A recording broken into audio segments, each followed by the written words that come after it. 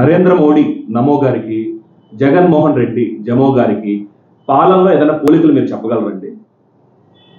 ఇద్దరిది స్వభావం ఒకటే.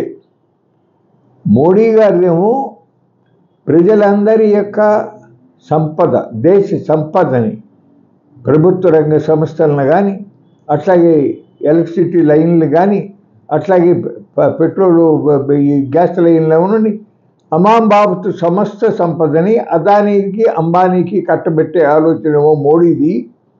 ఇక్కడ రాష్ట్రంలో ఇసుకలో, భూముల్లో, మద్యంలో, ప్రతి దాంట్లోనూ కూడా తనకే విధంగా లాభం చేకూరుతుంది అనేటటువంటి ఏకైక సింగిల్ పాయింట్ ఎజెండాతో ఇక్కడేమో జగన్మోహన్ రెడ్డి ప్రభుత్వం నడుస్తూ ఉంది. ఇద్దరు కూడా ప్రజాస్వామ్యం అంటే గౌరవం కానీ, రాజ్యాంగం అన్నా, చట్టం అన్నా, కోర్టు తీర్పులన్నా ఇద్దరికీ కూడా ఏమాత్రము కూడా గౌరవం లేదు.